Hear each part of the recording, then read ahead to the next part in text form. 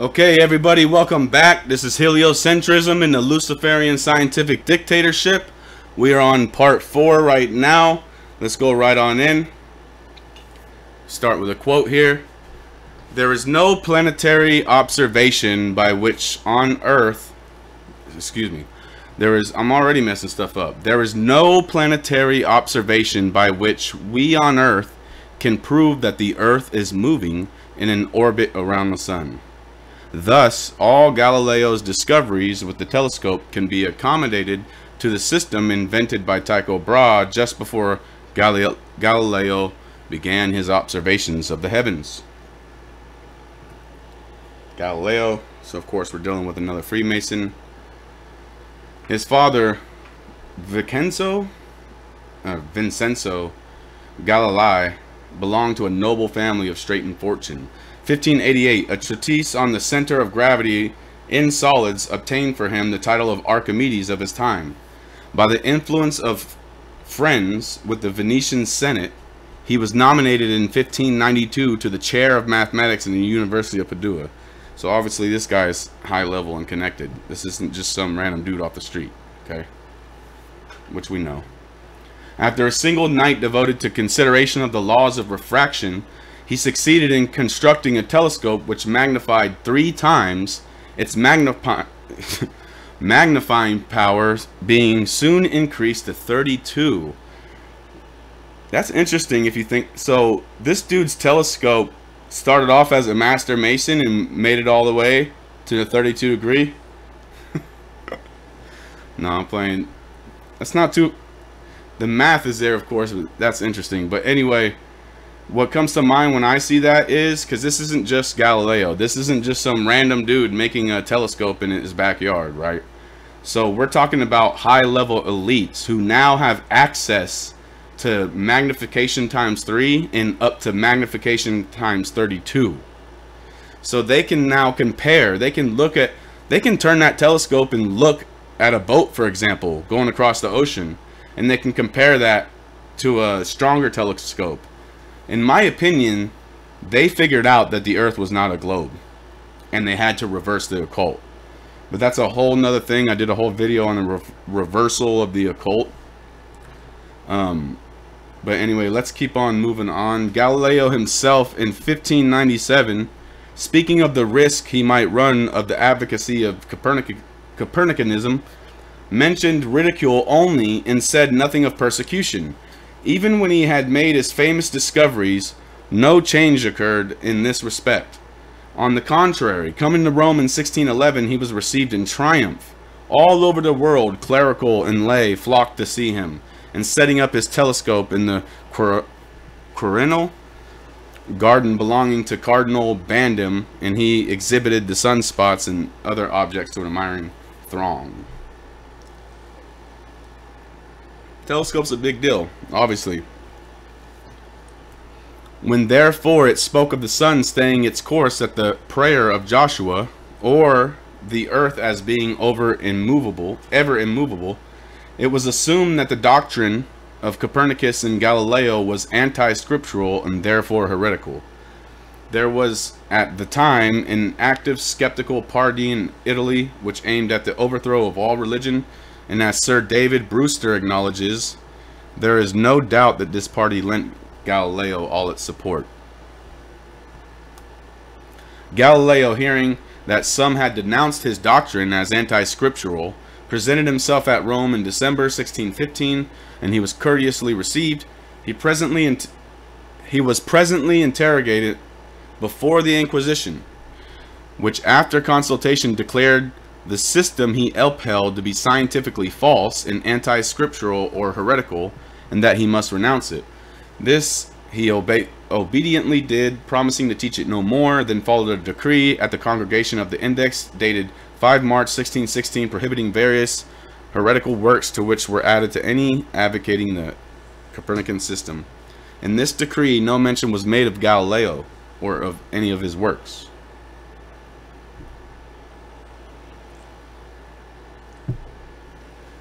Galileo and Foscarini rightly urged, that's interesting terminology about the Catholics. Galileo, I'm over here learning from my own shit sometimes. Galileo and Foscarini rightly urged that the Bible is intended to teach men to go to heaven, not how the heavens go. That's very, very interesting right there. The Bible's not a science book. At the same time, it must not be forgotten that while there was as yet no sufficient proof of the Copernican system, no objection was made to it being taught as a hypothesis which explained all phenomena in a simpler manner than the Ptolemaic and might, for all practical purposes, be adopted by astronomers. So, practical purposes. Look at the terminology. What was objected to was the assertion that Copernicanism was in fact true, which appears to contradict Scripture. So, this is an Overton window problem.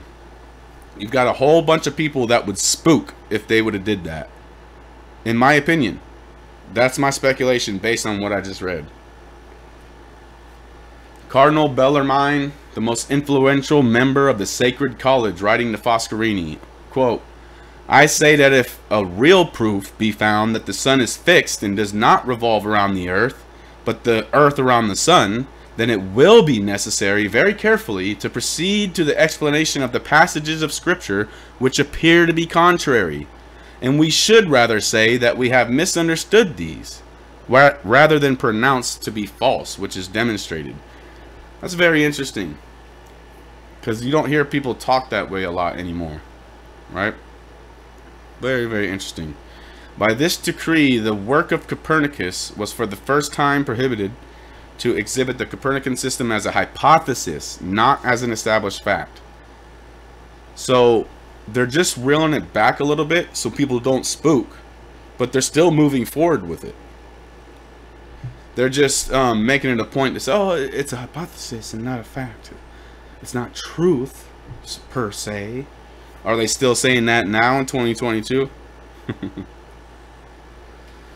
After his return to Florence, Galileo set himself to compose the work which revived and aggravated all former animosities, namely a dialogue in which a Ptolemist is utterly routed and confounded by two Copernicans.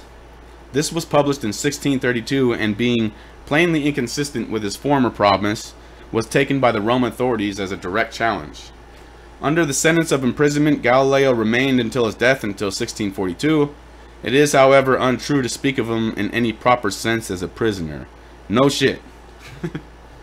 That's like when these celebrities and stuff go to jail. They're not in the same type of jail cell that we go to.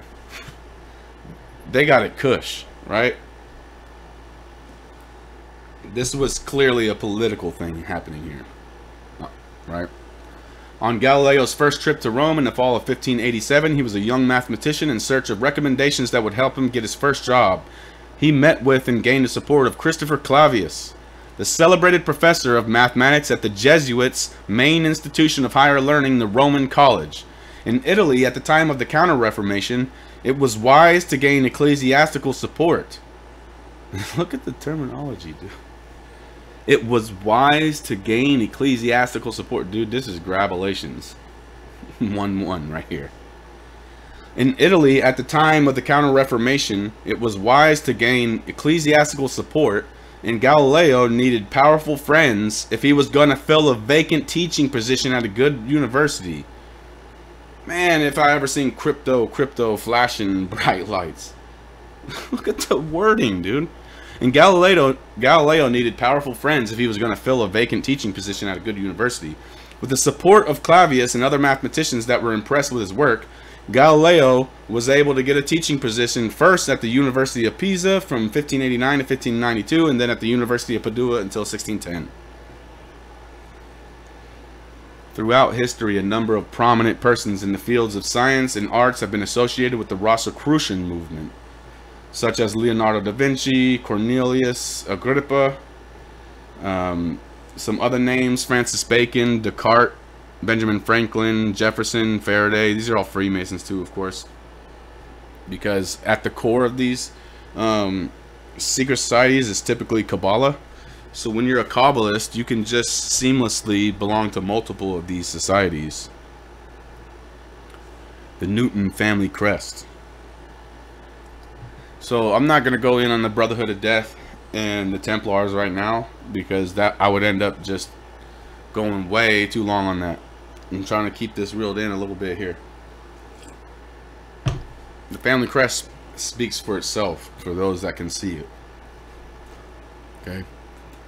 So we all know the basic stories. I'm not here to give people the mainstream stuff or even the truther stuff. Hang on a second.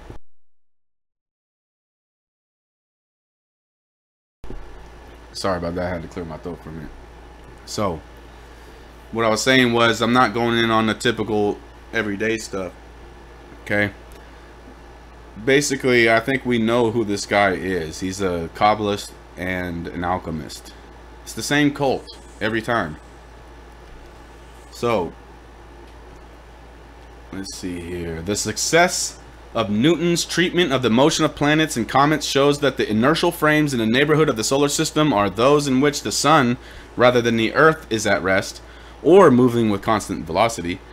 According to general relativity, this is because this is the frame of reference in which the matter of distant galaxies is not revolving around the solar system. In this sense, Newton's theory provided a solid basis for preferring the Copernican theory to that of Tycho, but in general relativity, we can use any frame of reference we like. Not just inertial frames. So these globers that we're arguing with about the inertial frames, that spells it out right there.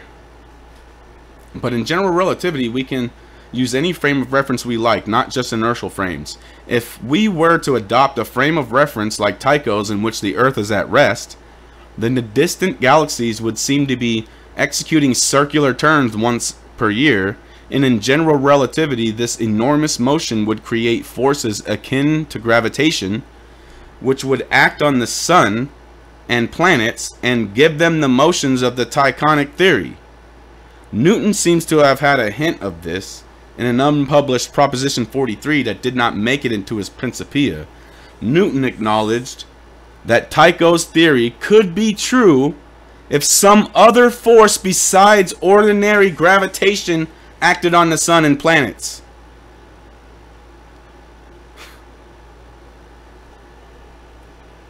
Here's some of his work. You can clearly see that this man is an alchemist and a Kabbalist. Some more of his work here. We got the Ouroboros. Of course, he was designing Solomon's third temple. How many of you listening to this right now have a desire to design Solomon's temple? Here's a few follow-up books here. But even I don't think anybody disputes that Isaac Newton's a Freemason or an alchemist.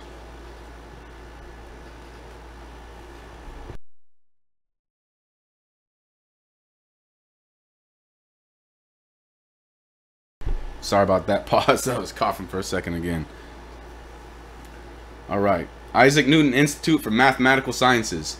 As a firm opponent of the attempt by King James II to make universities into Catholic institutions, Newton was elected member of the Parliament for the University of Cambridge to the Convention Parliament of 1689 and sat again in 1701 to 1702. Meanwhile, in 1696, he had moved to London as Warden of the Royal Mint. He became Master of the Mint in 1699, an office he retained until his death. He was elected Fellow of the Royal Society in London. We will be going into Royal Society later.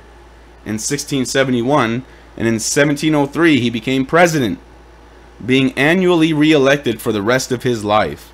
His major work, Optics, appeared in the next year. He was knighted in Cambridge in 1705.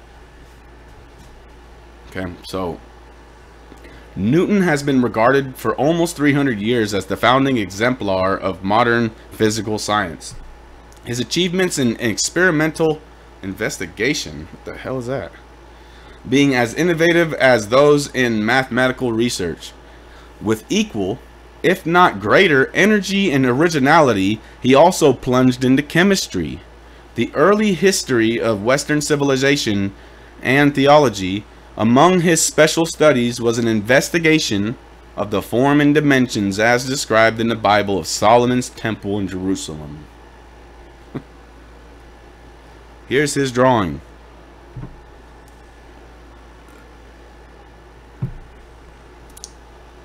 Newton was educated at Cambridge and elected in 1672 to the Royal Society. During this time, he was intimate with a young French Protestant refugee, John Desaguliers.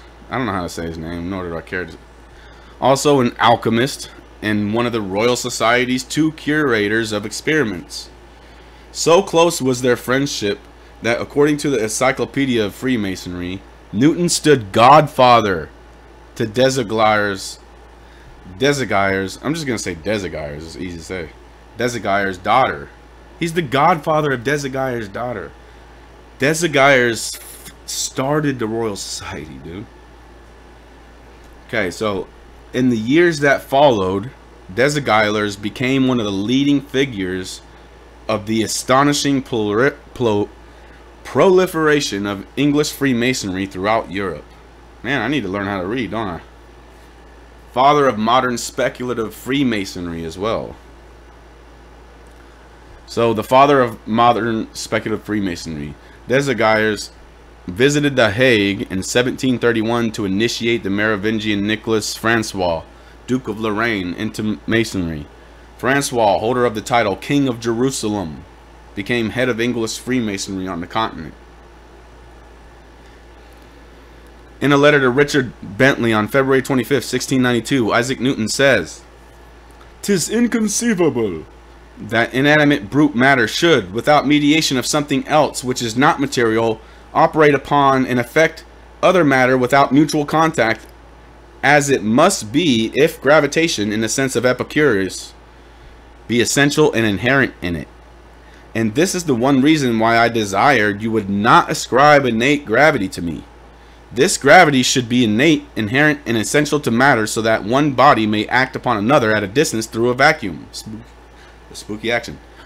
"Without the mediation of anything else, by and through which their action and force may be conveyed from one to another, is to me so great an absurdity that I believe no man who has in philosophical matters a competent faculty of thinking can ever fall into it. Gravity must be caused by an agent acting constantly according to certain laws, but whether this agent be material or immaterial, I have left to the consideration of my readers." Okay, that's Isaac Newton. "There is yet another argument for a deity, which I take to be very strong one, but till the principles on which it's grounded are better received, I think it's more affable to let it sleep. I am." When you see people starting off things with "I am," especially if their logo or their name or their Instagram starts with "I am blah blah blah," you're probably dealing with a theosophist, Luciferian. Okay? If you ever hear your favorite truther or your favorite whoever talking about how the I am is within us, and we are the I am, and you can become gods too, you're dealing with a theosophist. I don't know how to make that any more clear. It's a theosophist cult. It's a specific cult branched out of theosophy. Okay? And I can do a whole I should do a whole video on that, on the I am cult. Maybe I probably briefly touched on it in the Saint Germain video I did. I'm sure I briefly touched on it there. Philosopher René Descartes had begun to formulate a new concept of nature as an intricate, impersonal, and inert machine. Yet, like most universities in Europe, Cambridge was steeped in Aristotelian philosophy and a view of nature resting on a geocentric view of the universe, dealing with nature in qualitative rather than quantitative terms. The Royal Society asked for a demonstration of his reflecting telescope in 1671, and the organization's interest encouraged Newton to publish his notes on light, optics, and color in 1672. These notes were later published as part of Newton's Optics, or a treatise of the reflections, refractions, inflections, and colors of light. And we got the standard 3 laws. Object will remain at rest or will continue to move uniformly in a straight line at a constant velocity. And then you've got the rate of change of velocity of an object is proportional to the force acting on it, and you've got one force acting on another equal an opposite force, allegedly. So I will briefly go in on the 666 thing, just because it's obviously a very prevalent thing in our culture. I know there's a lot of Christians in our culture, so when they see 666, the instant thing is Antichrist and Satan and this and that, and you may be right. But when I see 666, I see that I'm dealing with a Kabbalist. Okay? I'm just telling you my experience, in my opinion. Okay? So as you see here, you got Newton, you got the whole 1666 story with the apple falling, the apple representing the bite of knowledge from the garden, even though it doesn't say the word apple in the Bible, so on and so forth. Okay? Obviously, that apple represents Luciferianism, the chase of knowledge, the pursuit of knowledge, Promethean. Okay? Here's some early on advertisements for the Apple computer. For example, we're looking for the most original use of an apple since Adam. Apple 666. They debuted this thing for 666. Okay? Look what it says. Bite into an apple. You ever notice how they use bytes and RAM? So bytes, that's like biting into an apple. Like kilobytes, megabytes. Steve Wozniak, co-founder of Apple Computers with Steve Jobs and Ronald Wayne. Wozniak was inducted to the National Inventors Hall of Fame in September 2000. Wozniak continues to be a major donor to numerous needy groups and students and has received uncountable awards from the technology and community groups. Good for you, bud. 666 is a Kabbalistic computation. So it's broken down in a million different ways. Like in this example, in the beginning, God created the heaven, adding up. This happens all over the place with these Kabbalists, okay? So let me just go right on into it here. In spite of its reputation, the number 666 is not intrinsically evil. Keep in mind, this is not a quote from me, and that's not my opinion. I'm just reading this from Bible Gematria, okay? In spite of its reputation, the number 666 is not intrinsically evil. Indeed, it is the number of man. Carbon-12 isotope is the basis of all life on Earth and has 6 protons, 6 neutrons, and 6 electrons. In Kabbalah, the number 666 represents the creation and perfection of the world. That's insanely interesting to me. The world was created in 6 days. There are 6 cardinal directions. Oh, wait a minute. 6 cardinal directions? Oh, that's right. Only for you. So let's see here. 6 cardinal directions. North, south, east, west, up and down. The third letter of the Tetragrammaton has a value of 6. In the Vilna Gaon's commentary on the Zohar, the number 666 contains hidden within it exalted and lofty messianic potential. Just a second, sorry.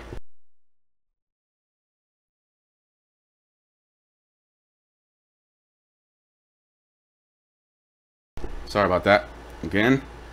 And the third letter of the Tetragrammaton has a value of 6. In the Vilna Gaon's commentary on the Zohar, the number 666 contains hidden within it exalted and lofty messianic potential. So, I can't really blame Christian folks for being paranoid about this number. Okay? Let's not gaslight people. A geometric representation of the Bible's first verse affirms the goodness of the number 666. 3 666 triangles sum to 1998. In the beginning, God created the heaven. 666 is the 36th triangular number, and 36 is the minimum number of righteous men in each generation necessary for the world to survive. Some commentators suggest that the legend traces back to Genesis 18:26, when the Lord responded to Abraham's plea on behalf of the people of Sodom. Okay? There be 50 righteous. And then it even says that Genesis verse has a gematria of 999, which is 666 when viewed from above. So they try to call people paranoid and stuff when we say stuff like that. They're telling themselves that's how they roll.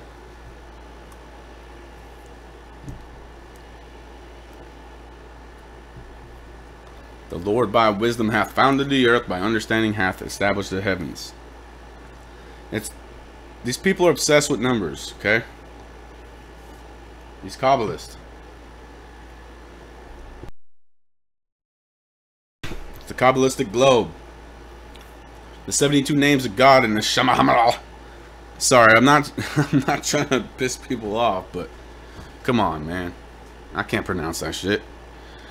The 72 names of God in the Shema Hama consist of the 216 Hebrew letters, 6 times 6 times 6. So again, when people are breaking things down and showing how 666 is encoded into this Kabbalistic globe, what a shock that Kabbalists like the number 666. And when you hear people saying, yeah, this is 6 times 6 times 6, this is da da da da, like, oh no, you're just being paranoid. Dude, that's how they roll. Showing you right here. Titan, sorry for saying that so damn loud. Titan, or was a Greek solar figure whose number was 666. Saturn was worshipped by the Romans as an offspring of the sun, and ruled the Titans before the Olympians were in power. The magic square of the sun is 6 times 6, contains the first 36 numbers and totals the 666. I put a picture right there. As John Mitchell puts it, the tradition of the Kabbalists and the Gnostics is not merely a collection of facts or beliefs, jealously guarded by Masonic and other Hermetic groups. I'm gonna keep going. But consist of a method whereby certain incommunicable knowledge can be gained through a course of study and preparation for induced moments of perception, in which aspects of the hidden universe stand out clear and orderly to the inner mind. Revelation comes to those who invoke it through intense studies and live a curiosity of the mind. Mitchell speaks repeatedly about the collapse of the former ancient world order and the loss of the ancient canon of proportion on which it's founded. Herein, I intend to introduce you to the basis of that system of proportion, which is not lost to modern masonry. For those who know where to look, it will show how the system relates to the geometry of the lodge floor and point to modern examples that reflect the patterns in the lodge. Cavendish, another Freemason, as you can see the hand in the shirt or whatever. So I'm not gonna go all the way in on Cavendish. What I am gonna do is I am gonna play a clip of Brian Mullen. So if you're a lot of people who already know the globe is a lie are probably gonna dip out or something during this part just because they've already seen it, but I still encourage you to watch it, because in my opinion with the Cavendish thing, it's very clear that he just made up what the density of Earth is to get G. Straight up. So that's why I'm going to expose you to the information itself so that you can make your own decision. That's just my speculation. But basically you've got this 50-something-year-old Freemason going into his backyard checking something once a day for a year. And that's allegedly science. And this guy is manufacturing the phenomena he's trying to determine the cause of, which is obviously batshit insane, right? What would be the point, right? So if I manufacture a phenomena, like, why don't we skip to the end where I tell you it was me that created that phenomena? I'm the cause. You're the cause, you fucking idiots. You're the cause. If you're causing the phenomena, you're the cause of the phenomena, man. Shit. So I am going to play this. I'm going to play this Brian Mullen clip. I think this is one of the longer ones. I have 2 or 3 of these in my entire presentation, like in my entire however many parts the series is going to be. But for this one, it's just this clip. But this is one of the longer ones. I think it's like either 12 minutes or 14 minutes. But this right here will expose you to the information itself when it comes to this Cavendish thing. Okay, so just a moment here. Let me play this. Hopefully the audio works and it's not just quiet for the next 12 damn minutes. Assumed fact that gravity is causing this weight, and that's why I have weight is equal to the force of gravity right here. Okay, this is what is taught in physics. That this force of gravity actually creates my weight. That there's just 2 different ways we can calculate it. Okay? But Newton came up with this before he came up with the equation for gravity. And in fact, Newton only proposed the equation. He didn't actually finish it. He said, from looking at the solar system model and watching things in the sky that he thought, or he assumed were orbiting Earth based on Copernicus's work, that the force of gravity was proportional to the mass of one object times the mass of another object divided by the distance between them squared. Okay? He said they're proportional, they're not equal. So what this means is, if either one of these masses go up, or both of them go up, the force of gravity also goes up. But as the distance between them increases, the force of gravity goes down. And as you can see, this is square, so distance plays a big part here. So those 2 equations can't be reconciled. Proposed that he needed this big G up here, this gravitational constant. And he didn't know how to determine that, but he did know that the units would be what we have right here, meters cubed over kilograms times second. Now, he might not have been using the metric system now. I haven't actually looked into that, but he would have been using something similar. So I'm just going to assume that he used metric units, because if you combine the units in this proportion right here, you would get, assuming the masses are measured in kilograms, you would get kilograms squared over meters squared. And if you multiply that times this factor down here, you will end up with kilograms times meters a second squared, which is equal to a Newton, or a unit of force. Okay, just like I showed in the original equation, the original bread and butter equation over here. So that said, he theorized that there was this gravitational constant, but he didn't actually figure it out before he died. And it wasn't until a little over 100 years later, 120, 130 years later, that a man named Henry Cavendish came along. Henry Cavendish was very wealthy, and he did a lot of things apparently. I've listened to some very respected physics teachers praise his work, and I studied some of his work, but mostly what I was interested in was how he determined this gravitational constant. Okay. Cavendish apparently had a lot of property, a lot of money, and he set up an experiment where, get rid of all this. Technically wasn't his, but in either case. Now let's go back to where we just have these 2 equations. You know, they haven't figured out the big G yet. They do know the radius of Earth, though, because they knew the circumference. So they knew the radius of Earth, but they didn't know big G, and they didn't know the mass of Earth. Okay? So going back to Cavendish in 1798, Cavendish built this box, this wooden box on his property. Looks something like this. Okay? And in this box, there was a pulley with a rope leading outside the box, something like that, a little handle on it. And what hung from it was this thing called a torsion rod. It's something like this. And on the ends of the rod were these large lead balls. And on the inside were these smaller lead balls, something like this. Pulley right here. And he used lead because it's very massive, it's very dense.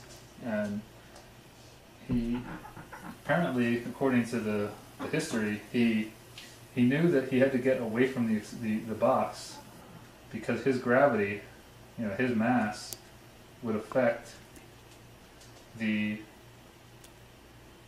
experiment. You know, assuming that this is correct, that the force of gravity, it is, you know, there's a force of gravity between any two masses, not just the Earth and us. All masses have a force of gravity on each other, or create a force of gravity on all other masses based on this equation and the proportion that Newton came up with. So he somehow set up some telescopes that went back to his house. You know, keep his house off the board, just assume his house is down here somewhere, so he could observe this experiment, and somehow he calculated big G from this. Okay. Well, when I started researching this, I said, okay, well, let's see some examples of a modern day torsion rod experiment that somebody's built that shows how this works. Well, I couldn't really find one. I actually had a lot of trouble finding one. Actually, one of the physics professors that was praising him had a little model that he held up and was joking that his TA couldn't get it to work and got frustrated with it and gave up. And I'm thinking to myself, over 200 years later, we don't have models of this, or repeats of this experiment all over the place that determine big G?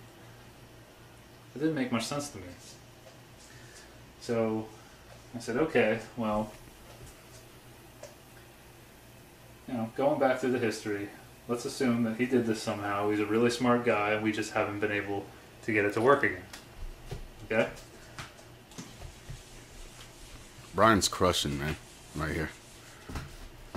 So, Cavendish determined big G through that torsion rod experiment. Okay? So he calculated it to be the value that we're still using, which is 6.67. Just completely accurately. 408 times 10 to the negative 11 meters cubed over kilograms times seconds squared. Okay? He determined that from that experiment. Let's assume that's correct. So now he must have been really excited because he knows what this big G is. He knows what his mass is, or any other mass of an object on Earth. He knows what the radius of Earth is. So he can set these two equations equal to each other. You know, he knows that weight and the force of gravity are equal. So what he did was, you can say, you can look this up, this is exactly how this was done. Weight, which is equal to mass times G, or the mass of the man, or whatever object he's using, in my case I'm going to say me, is equal to big G times the mass of the man times the mass of Earth divided by the radius of Earth squared. Now immediately you can cancel the mass of the object, or me, out, because they're in the numerator on both sides. This is really mg over 1. Okay? And now, but in the proportional one, it directly affects it. You can solve for the mass of Earth. You can multiply the radius squared times both sides, and that comes over here.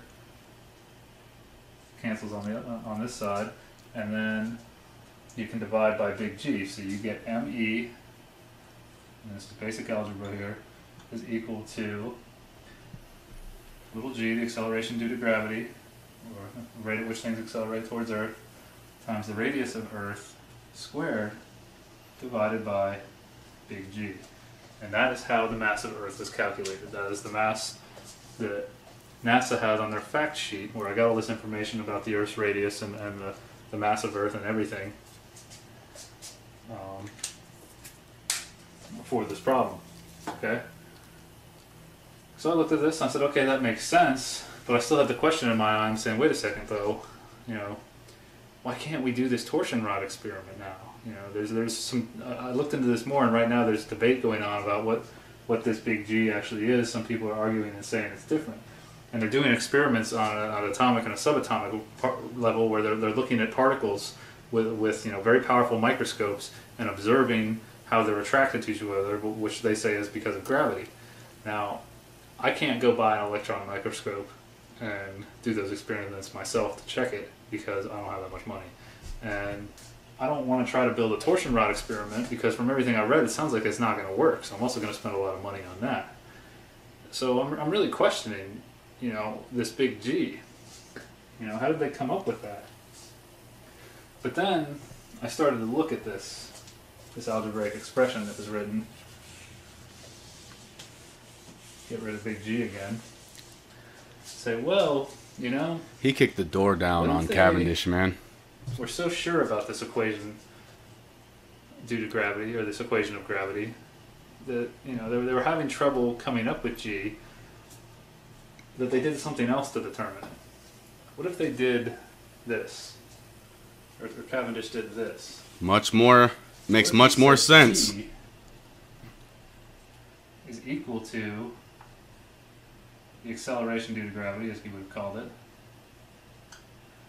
times the radius of Earth squared times the mass, or divided by the mass of Earth. Of course, he doesn't have the mass of Earth, right? Well, how could he have the radius of Earth? And at that time, they definitely knew how to calculate the volume of a sphere. The volume of a sphere is equal to 4/3 times pi times the radius squared, or cubed actually. In this case, it's the radius of Earth. And so since they know the total volume of the Earth, they know that if they could figure out the average density of Earth, they could multiply that by this volume and get mass. If at the time they would have known the density of water and the density of sand, the density of ground rock, the density of iron, the density of gold, the density of silver, the density of all these things were already determined. And to determine the density of something, it's really just the mass per unit volume. For example, we'll call them rho. Call rho density. Rho water. Is equal to he's almost done with this, you guys. He's just crushing Cavendish real quick. Kilograms per meter cubed. What that says is in 1 cubic meter, if you have you have something that holds a cubic meter of water, it weighs 1,000 kilograms. If you have something that holds 2 cubic meters of water, you say the density of water 1,000 kilograms times 2 cubic meters. You see the cubic meters would cancel. You get 2,000 kilograms is how much it would weigh. Okay. So you definitely know the density of water back then. You definitely know the density of let's say sand and soils, which is roughly 1,200 to 1,600 kilograms per meter cubed. And they definitely knew the density of iron. And they were building things out of iron a long time before that. We'll call that rho I. And that is equal to 7,780. So you can just find a happy median, and no one will be able to disprove you. Metric units again, I don't know, but they would have had their units that could be converted to the units I'm using now, or the metric units I'm using now. Now, based on the volume of Earth, let's call that VE. The volume of Earth is actually 1.083 times 10 to the 21 meters cubed. Okay. If you use NASA's fact sheet with their mass of Earth, which is 5.9726 times 10 to the 24th kilograms, and you divide that by the volume of Earth, you will get an average density of Earth. I'm going to call that rho E over here. Don't say it's in between. 5,515 kilograms per meter cubed. Okay? So, this is a beatdown right here, just dude. looking at water and soil, water is, well, the average density of Earth is over 5 times greater than the density of water. And water is actually pretty dense. If you've ever done a belly flop into a pool, you've seen how you've experienced how dense it is. But you know, the average density of Earth is 5 times that of water. It's also a lot greater than soil and sand, which is really ground rock. But then you look at the density of iron and notice that actually the density of Earth is pretty close to the density of iron, based on everything that was calculated, the mass that came from this relationship up here.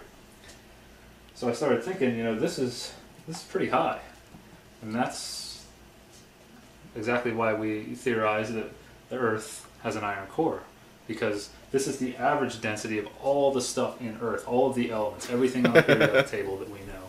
Now, at the time, they didn't know all the elements on the periodic table, but they knew a lot of things. So what I'm saying here is, if you follow where I'm going with this, how do we know they didn't guess, or that Cavendish didn't guess this mass of Earth, and then just use it? I had to clap for him on that one. I had to clap for him on that one. Do the opposite and say that he did this. That he solved for the mass of Earth using that value of G. It's the same thing, just based on the algebra. And then if you plug both of those values into this equation up here and use the mass of any object, whether it's a man, a horse, a carriage, anything, and use the radius of Earth, you're going to get a force that's equal to the weight you get for that same object if you just multiply the mass of that object's time the acceleration due to gravity, or the rate at which the acceleration at which things fall towards Earth. Seem far-fetched? I don't know. It's way more practical than him accurately measuring these balls. To work. This torsion rod experiment to work is perplexing. Very perplexing. We have to trust that they didn't do this. But what if they did? Our entire solar system model stems from this. Assuming that this is correct. Assuming that this big G, this gravitational constant, is correct. Crushed it, dude. Obviously, Brian absolutely crushed that. He crushed Cavendish, man. So his question he asked was great. How do we know he... Because math, you can... If anything could be reverse engineered, it's math equations. So he's like, how do you know he didn't just solve it the opposite way and just make up what the density of Earth is? And if you look at what the density of Earth is compared to the elements it's allegedly made up with, it's a median. It's in between those. So it makes way more sense, especially with the motivation behind this. It makes way more sense that he just made up the density of Earth, especially considering the fact that we know they falsely presupposed the Earth itself. We haven't been deeper than 7.6 miles deep. So we know this is false presuppositions. He kicked the teeth in of Cavendish, man. I mean, seriously, I'm going to wrap it up with that because he killed that. And I'm going to leave that for this part. Next part, I think this was part 4. So next part will be part 5. And thank you guys very much for joining me on this. And I'm ending this one now. Peace out, y'all.